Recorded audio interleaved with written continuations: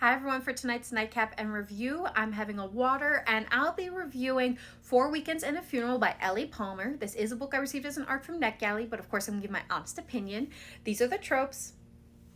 And there are no content warnings listed in the book, and having read it, I don't see any that would really stand out as long as you are comfortable with talk of breast cancer, double mastectomies, and everything that entails for someone who's receiving or receiving treatment or has received treatment. So if you're comfortable with those, you are aware of what you're getting into when you read this book. My rating for this book is a 3.5, and we'll get into that. So what's this book about? So this book starts off with Allison, our female main character, attending her ex-boyfriend's funeral. The thing is, he never told his parents that they had in fact broken up. So his parents are still under the illusion that they were dating. His sister asks Allison, our female main character, to keep up the ruse, as it were, because their parents are very much comforted by the idea that he had someone special in his life at the time of his death. Allison agrees.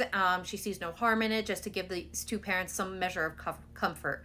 So while comforting the mother, Sam's mother, the ex-boyfriend, in her moment of need, the subject of his apartment comes up. To a mother who just lost her child, the idea of cleaning out his apartment, repairing it, and prepping it for selling is just too daunting for her to take on. So Allison offers to do that for her. Now, Adam, Sam's best friend, is also roped into helping Allison clear out and prep the apartment. They come up with a plan to do this over the next couple weekends. However, it becomes evident that Adam doesn't want to be there doing this with his one-worded, grumpy answers. Now, Allison is very much the people pleaser and decides to set out and make friends with Adam, if for no other reason to make this less than ideal situation better and avoid long, awkward pauses as they're trying to clean out this apartment. But as Allison sets out to make friends with Adam and their friendship starts to grow, so does the chemistry and tension between the two of them, that it starts to make her wonder if there's the potential between her and her ex-boyfriend's best friend for more. So what are my thoughts on this book? Again, I'm giving it a 3.5. I think this book was a really cute idea and had a lot of cute moments, but it didn't quite live up to my expectations based on how this book was presented. One being that this is a romantic comedy, and while there were cute moments, there were not a lot of funny laugh-out moments for me. Next being that this is a cozy affirmation for homebodies and introverts. And while yes, Allison, the female main character, is an introvert and a homebody, throughout the whole book, she's fighting it. I don't know how that would be an affirmation to homebodies if the homebody is constantly fighting that aspect about herself. She feels because she is a cancer previvor that she's been able to avoid cancer, that she needs to prove herself worthy of this second chance and having avoided cancer, so that she needs to go out and do these big grand things rather than be at home doing what she likes to do. So like the reason she was dating Sam, her ex-boyfriend, is that he was an adventurer, and she felt by dating him that she could go on these grand adventures like a big backpacking trip in Chile when she doesn't even like walking around her neighborhood park or going on small hikes in her neighborhood.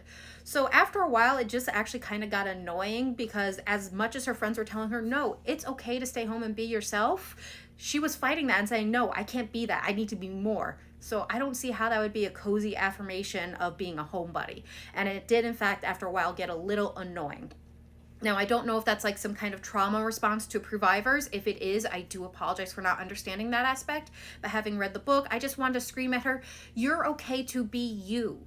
You don't have to live how you think other people think you should live because you avoid this diagnosis. And in fact, no one was even telling her because you survived or avoided cancer that you need to go out and have these big adventures. If anything, it was the reverse. People were like, just live your life and be happy. And that's all I wanted for her. Now, I will say for the couple, Adam and Alyssa, on paper, they make a lot of sense. They are very similar in a lot of ways as it pertains to their personalities, their goals, and in some ways, their faults and shortcomings are very similar. So on paper, they make a lot of sense. But I will say for me, the relationship was lukewarm. Now, I will say one thing I really did appreciate about this book was it gave a lot of insight for those who have been diagnosed with the BRCA1, breast cancer, and having had a double mastectomy. That makes sense, as the author herself has the gene and went through her own course of treatments. So the representation in this book was very insightful for me to better understand those. And of course, it's not going to encompass everyone's journey, but it gave me some insight that I really respect and appreciate as a reader. Now, I know this doesn't sound like I enjoyed the book, but there were, again, a lot of cute moments that I did enjoy. It just didn't quite live up to the expectations I had going in. Now, just because this wasn't the book for me doesn't mean it won't be your next 5-star read, and I love that for you. So definitely give this book a try if it sounds like something you're interested in. It will be available August 6th, so give it a download. Go buy it if it sounds like something you want to try. I hope everyone has a good night and happy readings.